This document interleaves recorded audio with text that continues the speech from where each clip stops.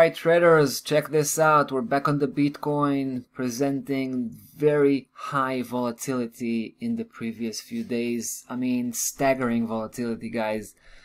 Now just imagine that it was coming from the 14,000 just a week ago, and in a single day it dropped about 3,000 points, maybe more than that.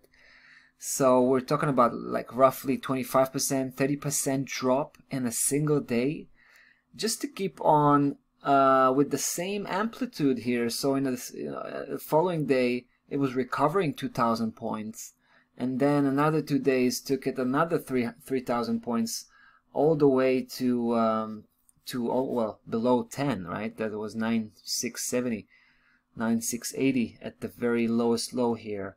And the last few days, the last couple of days, also volatile move here, very strong move on the upside again. So at this point, guys, I don't think we should keep watching the daily price action. The daily price action is heavily noisy at this point, especially now when the Bitcoin is so volatile. What we would like to do is keep it on the weekly perspective, because that's where the real signals are coming from. We just have to read them out, and I think we can do that. Let me take you to the weekly chart, but I want to keep your attention here on that particular key level. Remember this one, right?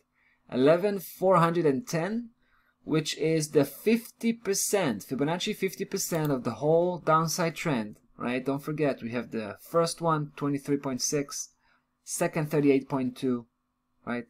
Third, 50, right? Right here, 11,410. Now, since I'm already here on the weekly chart, guys, take a look. This is what I'm trying to say. This is what I'm trying to suggest.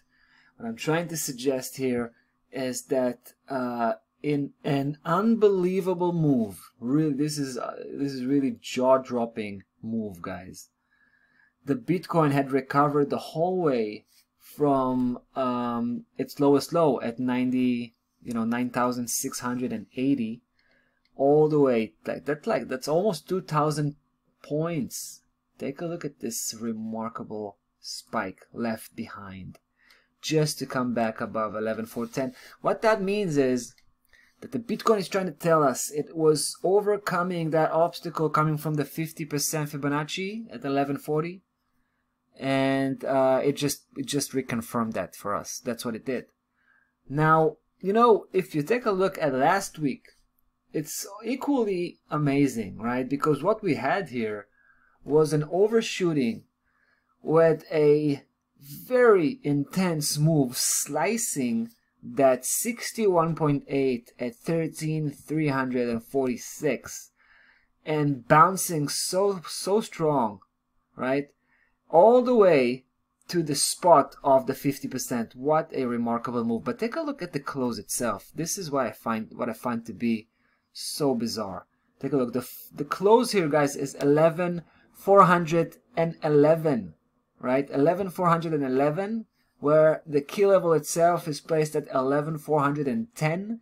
So we're talking about 1 point, right? At the 5th digit, 1 point, right, above that key level, suggesting that it was breaking that 50% last week. That's what he was trying to say. Obviously, it was so tight, just 1 point. I couldn't really, you know, figure out from that it was a decisive breakout.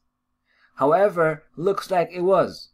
And now we can say that with confidence, looking at what happened during the week with that huge bounce back, leaving that huge spike here, and preparing to hammer, right? Just keep hammering upwards, probably again back to the same 61.8, guys, 13,346. So that's what I expect. The next one to reach that key level again, and of course break it. Obviously, it's not going to come all the way there. It's not going to come back all the way to that same level just to touch base. If it's not going to be, you know, I believe it's going to be breaking it and basically heading for the next one, which is the 76.4, last one at 15,732. Beyond that point, guys, it's a fully confirmed bull market, which went beyond the definition of technical correction.